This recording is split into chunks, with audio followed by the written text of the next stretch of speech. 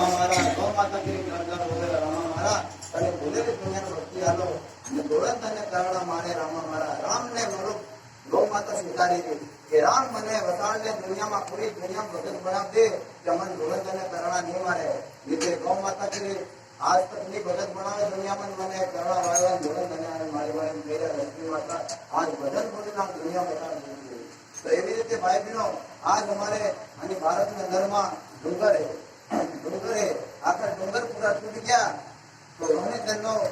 अपना हवा पवन पानी पवन थोड़ा कम पड़ जाए आने भारत अंदर में गौ अच्छा વધારે પડીજી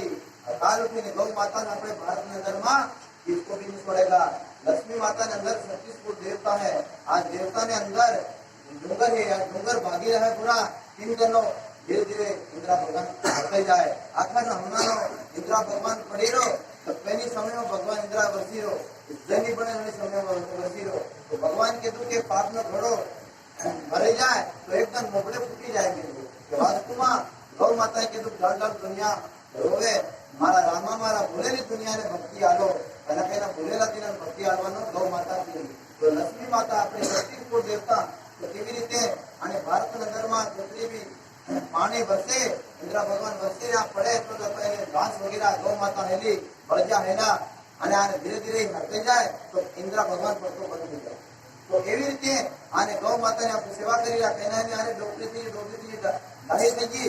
ગાય એમ કરીને આપણે બેસી આવા ગાય માતા આપણે આ મતલબ મરી જાય તો મતલબ કઈ આને લાલ કપડો લઈને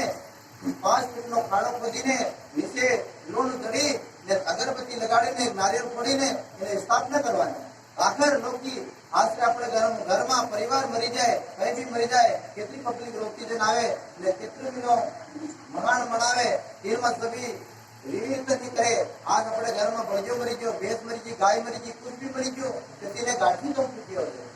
પછી નહીં કેવી ગલતી કરી હતી આજ તેને જમીન ફાડીને આપણને ભોજન કરાવીનો જમીન ફાડીને આપણને सब कुछ કરીને આખર બેલ નહીં હો ગૌ માતા નહીં હો अपने घर में नहीं हो कि आपको फिर कर सकता है भाई बहनों इसको भी गति बराबर होना चाहिए इसकी भी मुक्ति बराबर होना चाहिए आखिर इन्हें तुम चुकी दो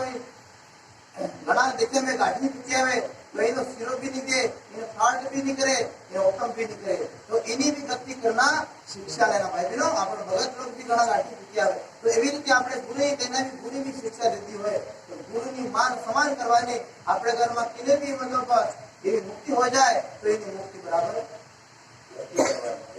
तो तुम्हारे आखिरी पीढ़ी में तुम्हारे भगवान भी संस्कार आगे बढ़ावे तुम्हारी पीढ़ी भी अगर संस्कार ये रीते जानकारी आपकी भक्ति